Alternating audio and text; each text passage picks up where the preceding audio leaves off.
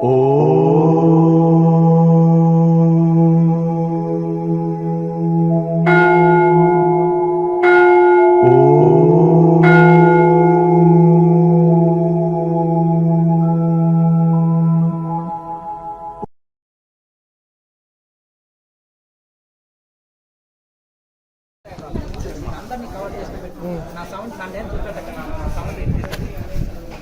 ఎవరు మాట్లాడొద్దు.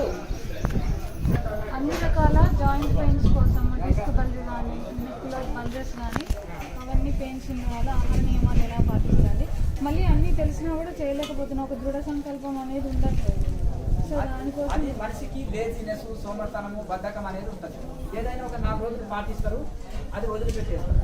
ఇంకా అట్లా కనుక ఈ ట్యాబ్లెట్లు డాక్టర్ చెప్తే మాత్రం 10 సంవత్సరాలు వాడమంటే వాడతారు. ఆ 10 సంవత్సరాలు వాడడం వల్ల ఏమవుతుంది, సైడ్ ఎఫెక్ట్స్ వస్తాయి. ఆయుర్వేదం అయితే సైడ్ ఎఫెక్ట్స్ రాదు, కొద్దిగా లేట్గా తొలగిస్తుంది కానీ మూల నుంచి తొలగిస్తుంది ఆయుర్వేదం. కానీ ఈ అలోపతి ఎక్కువ రోజులు వాడితే సైడ్ ఎఫెక్ట్స్ వస్తాయి. పెయిన్ కిల్లర్స్ ఎక్కువ వాడితే ఇంకా చాలా వెరీ వెరీ డేంజర్. లివర్ ప్రాబ్లమే, హార్ట్ ప్రాబ్లమే, ఇంకా రకరకాల సమస్యలు ఉంటాయి. కనుక ఎక్కువ రోజులు వాడదు, పెయిన్ కిల్లర్స్ ఎక్కువ రోజులు వాడదని ట్యాబ్లెట్ల మీద కూడా రాస్తుంది. ఎక్కువ వాడు అత్యవసరంగా ఏదో ఇంపార్టెంట్ మీరు మునగాకు రోజు వండుకొని తినండి. ఇంకొకటి మునగాకు పౌడర్ ఉంటుంది కదా, 1 కేజీ తెచ్చుకోవాల్సిన అవసరం లేదు. ఏ చెట్టుకైనా పట్టణాలలో ప్రతి ఇంటి ముందర ఉంటాయి. అడిగి తెచ్చుకుంటే ఎవరైనా ఏమన్నారు, ₹1 ఖర్చు లేదు. ఆకు తెచ్చుకొని నీడలో ఆరబెట్టండి, ఒక 10 రోజులు ఆరబెట్టండి. బాగా ఎండిన తర్వాత దాన్ని గ్రైండర్లో పొడి చేసుకోండి. పొడి చేసిన తర్వాత అందులో 1 కేజీ తేనె, 1 కేజీ బెల్లం, అది ఒక పెద్ద పాత్రలో పోయండి. అన్ని మూడి ఒకసారి వేసి బాగా 2 చేతులు బాగా కలిపి వేయండి. వేస్తే ఒక హల్వా లాగా దాన్ని తీసి ఒక పెద్ద డబ్బాలో, 1 స్పూన్ డబ్బాలు పెట్టుకోండి. అందులో ఒక మంచి స్పూన్ వేయండి, టేబుల్ స్పూన్ వేసి 4 స్పూన్లు బరిగడుకున్న రోజు తినేసేయండి. తిన్న తర్వాత ఇక నీళ్ళు తాగాలనిపిస్తే తాగండి, బరిగడుతున్నారు. ఇక అరగంటకి మళ్ళీ ఎర్లీగా చేయాలి పని. బ్రష్ చేసుకున్న వెంటనే చేయాలి. బ్రేక్ఫాస్ట్ లెక్క అయిపోతుంది. తర్వాత బ్రేక్ఫాస్ట్ చేసుకోండి, 1 గంట గ్యాప్ కనుక ఎర్లీగా అట్లా ఒక 1 ఇయర్ చేయండి. ఒక జాయింట్ పెయిన్స్ అన్ని క్లియర్ అయిపోతే ₹1 ఖర్చు లేదు.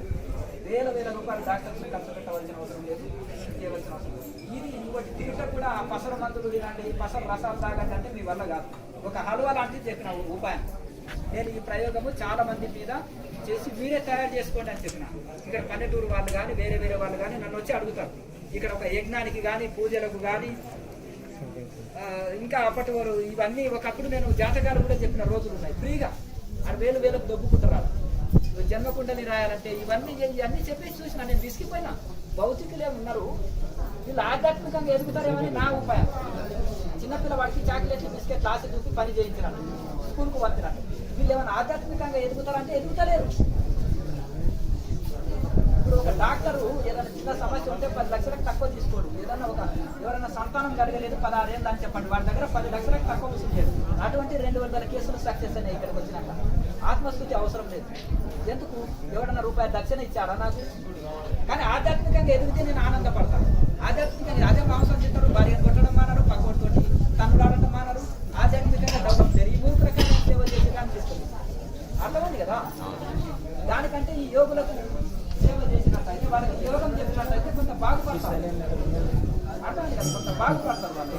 సరే వాళ్ళకి యోగం చేయాలని అయ్యా అలాగే ఈ యోగము నిద్రపోతారు పట్టుకోవాలి. నీ డ్యూటీ కాదని గోడలు ఎందుకు ఇక్కడ ఒకటి ఎందుకంటే వాళ్ళు ఆధ్యాత్మికంగా ఎదుగుతుంటే మాకు ఆనందం కలుగుతుంది.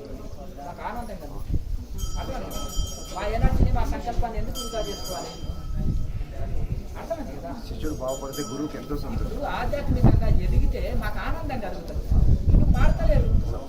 మరి మేము చెప్పింది తుంగలు వచ్చినప్పుడు మేము వాళ్ళ గురించి మేము ఎందుకు పట్టించుకోవాలి? అర్థమైంది కదా?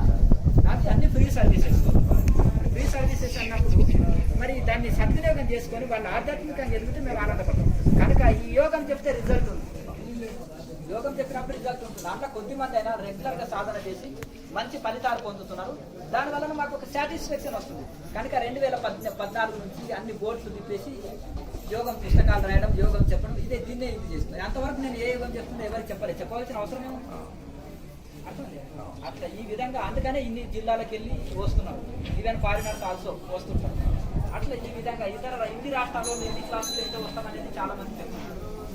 అట్లా ఇంకొకటి ఈ కాలంలో ఫీజుని ప్రేమించేటోడు సాధకుని ప్రేమిస్తాడు, కట్నాన్ని ప్రేమించేటోడు భార్యను ప్రేమిస్తాడు. అట్లా గుర్తుపెట్టుకోడు. అది ఒకటే. నీ ఫీజు మీదే కొత్త వాళ్ళ మీద వాడు కొత్త ఫీజులు వస్తాయని కొత్త వాళ్ళ మీదే కాన్సల్టేషన్ చేస్తారు, కానీ పాత వాళ్ళని పట్టించుకోవాలి వాడు ఫీజుల కోసం. దాని ఎక్స్ట్రా కోర్సులు అని ఈ కోర్సు రాకుండా తిక్క కోర్సులు చేసేసి ముద్రకొక కోర్సులు చేసేసి దాని మీద డబ్బు వసూలు చేయడానికినే అసలు దృష్టి అంతా దాని మీదే పెడతారు. అర్థమైంది కదా? అది మోహన్ ఉంటారు. అది ఒకటి ఏంటిదంటే అందులో అనుభవం కూడా ఉండదు. కరెక్ట్ మాలాంటి వాళ్ళు క్వశ్చన్ చేస్తే డిబేట్ పెట్టండి. ఇప్పుడు ఇండియాలో పెద్ద సెంటర్స్ పెట్టుకొని నడిపి ఆ గురుజీలను రండి, నేను 2 రోజులు తిండి పెట్టకుండా యోగి వాడే భోగి వాడే టెస్ట్ చేస్తాను. అది పడితే మరి పడిపోతుంది. అర్థమైంది కదా? పారిపోవాలి, దెబ్బనుకోవాలి శాస్త్రంగా బోర్ల పడి. అర్థమైంది కదా? 2 రోజులు తిండి పెట్టండి, గదిలో వేస్తాను ధ్యానం ఊరికే చచ్చిపోవాలి. ఇన్ని మందులు పెట్టే వాడుకొని యోగా సెంటర్స్ నడుపుకుంటూ డబ్బులు దొబ్బుకుంటూ ఎవరి కోసం ఎవరి చెవులు కూడి పెడతారు. అడిగేటోళ్ళు లేడు, ప్రశ్నించేటోళ్ళు బాగా స్వేచ్ఛ ఇవ్వడంతటా వాడు. ఇది నేను ఒకటే చెప్పినాను. నేను సర్టిఫికేట్ ఇస్తాను గోవిందాయపల్లి ఆశ్రమం నుంచి. ఈయన రియల్ యోగి, బాగా మీరు నేర్చుకోండి. ఒక ఉపన్యాసం తీసుకుంటే అరగంటలో 10 సార్లు వాటి పడ్డారు. ఇంటర్నేషనల్ ఆయన 10 లక్షలు మన కోర్సు చెప్పుతోటి కొట్టేటోళ్ళు లేక. అర్థమైంది? ఇటువంటి విధులను చెప్పుతోటి తనాలి. అర్థమైంది కదా? ఒకటి క్లాస్ రూమ్ నిర్మించుకొని లోపల ఉంటే క్లాస్ రూమ్ అని ఉండలేవా? ఏనా దానికి తెలుస్తాం మనం. అట్లా క్లాస్ రూమ్ ఉంది, బాత్రూమ్ ఉండే అన్నీ ఉండే, కార్డు తింటూ ఉండే అందరూ ఉండే class room. Swimming pool class room ఉంటే వస్తాయా? అన్నీ వచ్చేసి అయితే ఒకటి పరిస్థితి ఒకటి ఏంటిదంటే చెప్తా చూడండి. ఎవరైతే నిస్వార్థ గురువు అని చెప్పుకోవడానికి ఏంటంటే ఏమి 1,00,000 మంది వచ్చినా అతను లాభం లేదు, 4 వచ్చినా లాభం లేదు. మన నుంచి ఏం ఆశించకుండా ఎప్పుడైతే సేవ చేస్తారో లోపి స్వార్థపరుడు సేవ చేయలేడు వారికి ఫలం కాదు. కనుక అట్లా ఈ విధంగా ఒకటి ఏంటిదంటే ఒక గురువు 4 రోజులు ఆహారం ఇవ్వకుండా అతని బాడీ కెపాసిటీ తట్టుకోనగలగాలి. రియల్ యోగి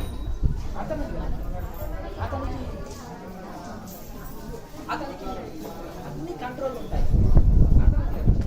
నిద్ర, ఆకలి అన్ని తట్టుకునే కెపాసిటీ ఉంటుంది. అవన్నీ కెపాసిటీ పొందినప్పుడే అదే వాళ్ళే రియల్ యోగి. మీరు తెలుసుకోలేదు.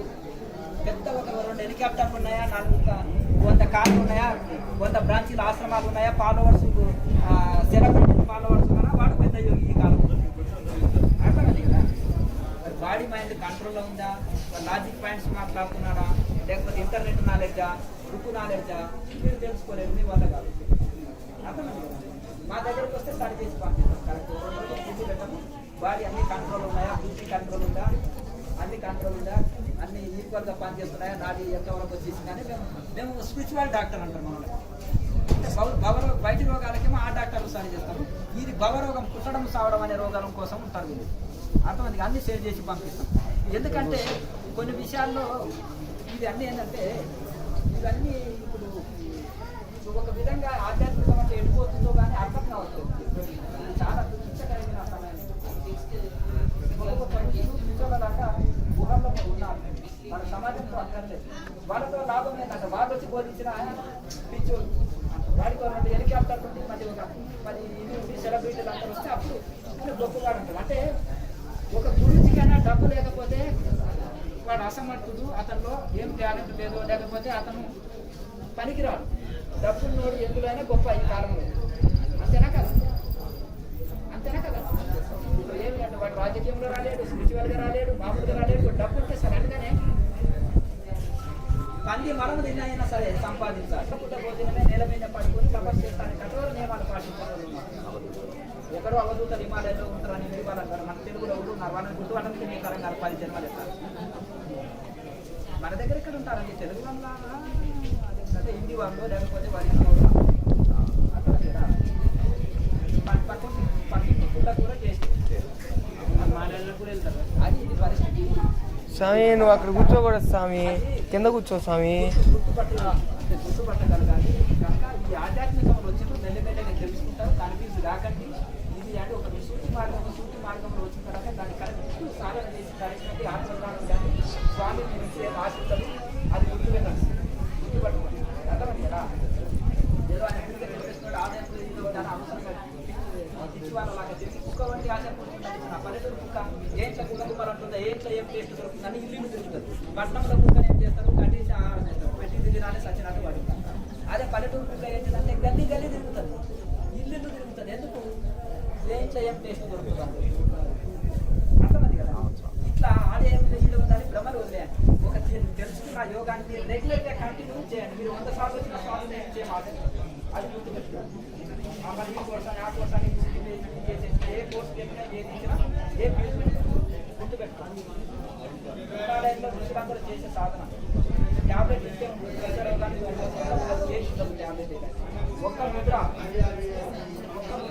ఒక సాధన మంచి దాన్ని రెగ్యులర్గా అదే చేస్తున్నాం. రోజు అదే అన్నం తింటున్నాం, అదే కాఫీ తాగుతున్నాం, పోయినందుకు రొటీన్ కదా. మరి ఇదే సాధన చేసుకోవాలి. రెగ్యులర్గా చేసినప్పుడు అంత గొప్పగా ఎంత చదివైనా ఏపీసీ 24 ఉంటాయి, ఓనమాలు 56 ఉంటాయి, అవే తిరుగుతూనే ఉంటాయి. ఇంకా సగమంతా అట్లనే మనం అంతేనా కదా.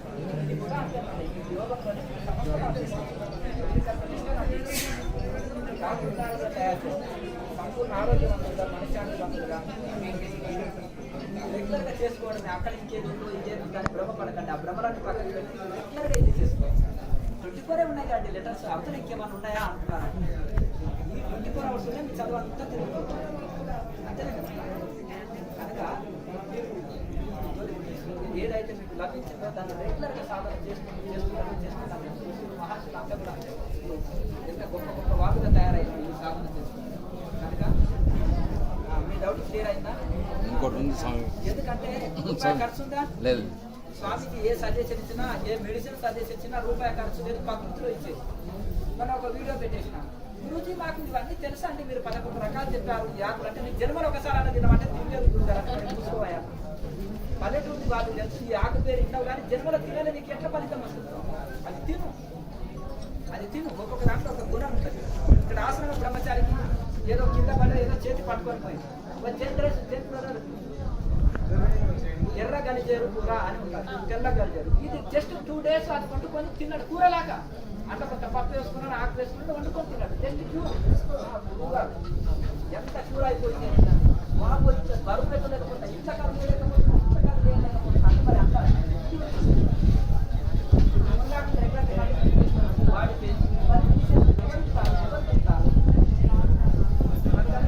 చేసుకున్నాను కదా. ఆ విధంగా లైఫ్ లాంగ్ వాడినా సమస్య లేదు. లైఫ్ లాంగ్ ట్యాబ్లెట్ వాడితే సమస్య లేదు. మీరు మీ క్వశ్చన్ ఏంటి స్వామి? నాకు చిన్న ఆయనకి అవకాశం ఇచ్చిన కదా, అదే అడిగారు కదా. సేమ్ పర్వాలేదు, అడగండి. ఎవరితో అడగండి. భగవంతుడు అంటే ఎవరు, ఎక్కడ ఉంటారు, ఆయన చేసే పని పదార్థాలన్నీ మన దేశం నుంచి వెళ్ళిపోవాలని సంకల్పం పెట్టుకొని ధ్యానం చేయాలి. సంకల్పం పెట్టుకోవాలి. మేము పెట్టుకున్నాము స్వచ్ఛ భారత్ స్వస్థ భారత్ జరుగుతుంది. స్వచ్ఛ భారత్ అంటే స్వచ్ఛంగా ఉంటే ఆరోగ్యం ఉంటాం, స్వస్థ భారత్ అంటే ఆరోగ్యమైన భారత్, అంతకంటే ఆత్మజ్ఞాన భారత్ కావాలి. ఆత్మజ్ఞాన భారత్ ఆత్మజ్ఞానులు ఉన్నారు. ఏం చేస్తాం? అయ్యా మాట్లాడకండి, ఇది ఇన్ని గొంతులు, నాది ఒక గొంతు, మైకు కూడా లేదు, అర్థం చేసుకోండి. అయితే మొత్తం పూర్వకాలంలో ఋషులు గొప్ప గొప్ప వాళ్ళంతా ఎంటర్టైన్మెంట్ పర్సన్సే ఉన్నారు. అర్థమైంది కదా. పూర్వకాలం అప్పుడు సమస్య లేదు.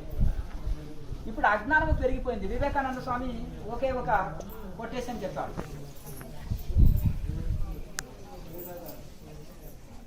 ఈ ప్రపంచం అంతా కూడా ఒక రోగంతో దుఃఖిస్తుంది. అదేం రోగం చెప్పండి? కరోనా. కరోనా ఇప్పుడు వచ్చింది, అప్పుడే కరోనా.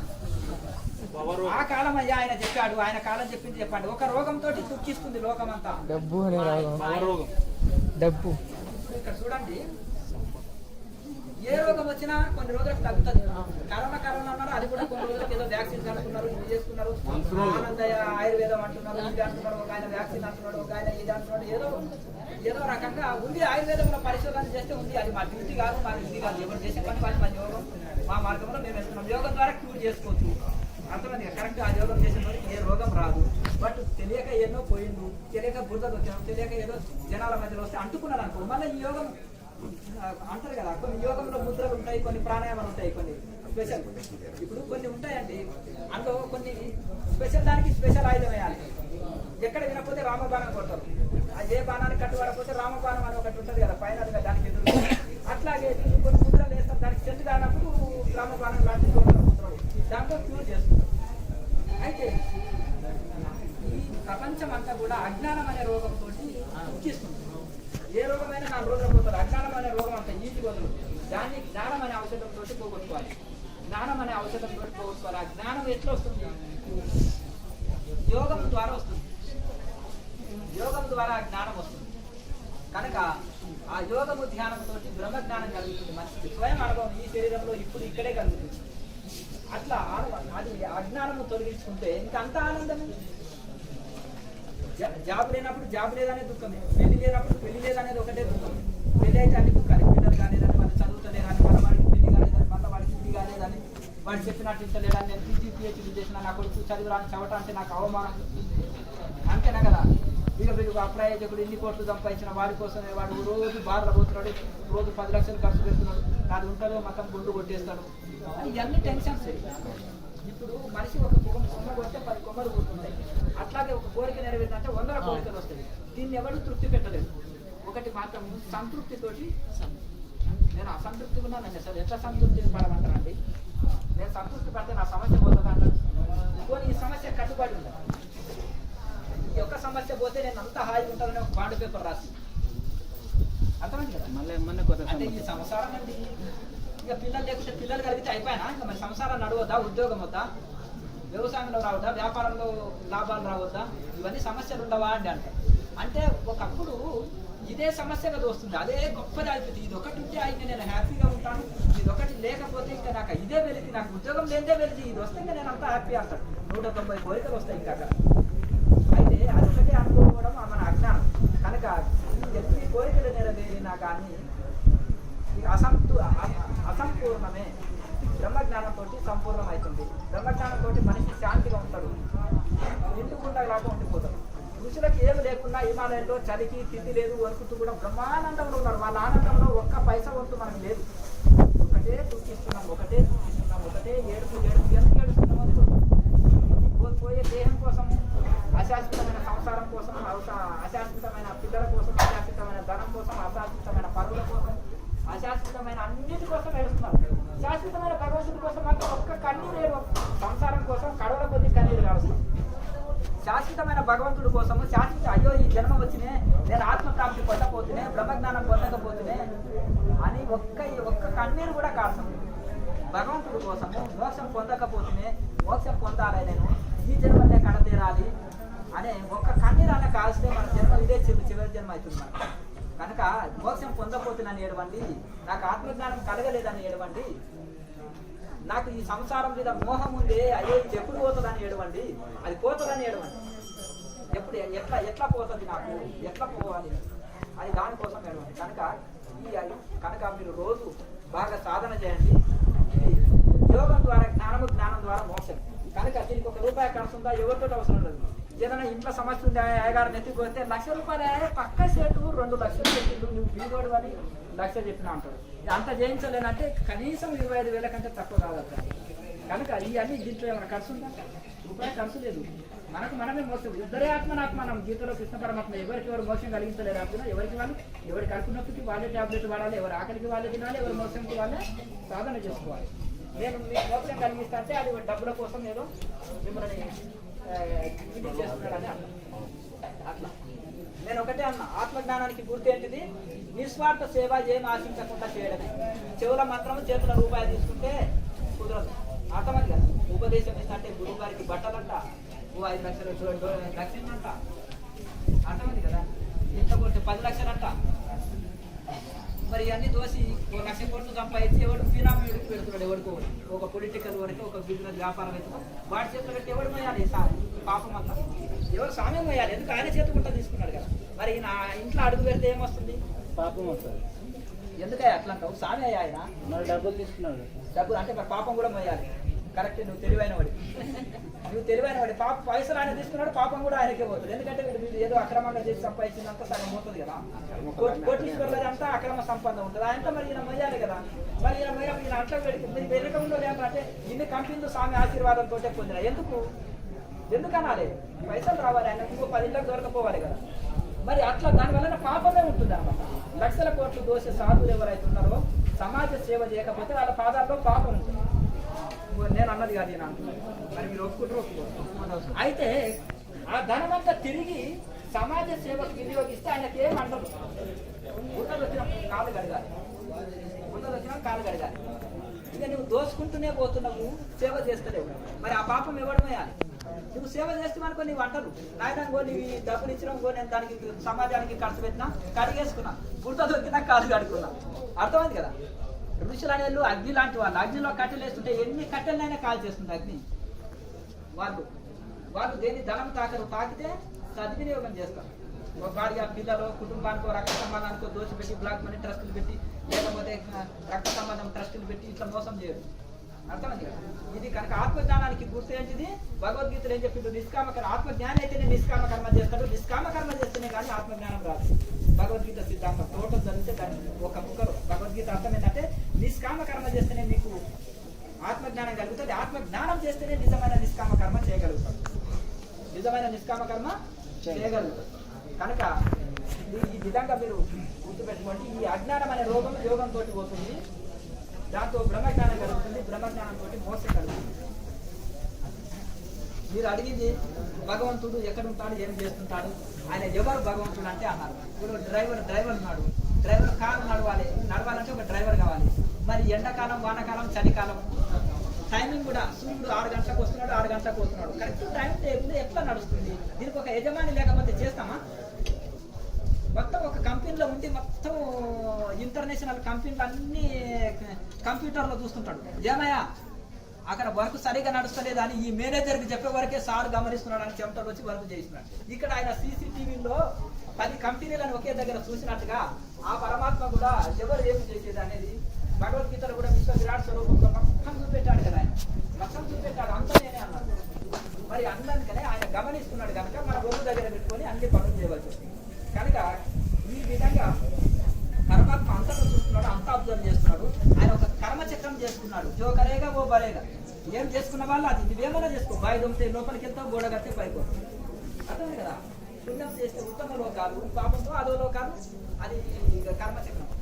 అయితే మరి బలవంతంగా ఎందుకు వీళ్ళు ఈ కర్మలు చేస్తున్నారంటే అది తమో గుణ లక్ష్యం కాబట్టి. తమో గుణ పందికి బురద పెట్టు అంటే పంది బురదనే వస్తుంది, అది దానికి అదే కావాలి.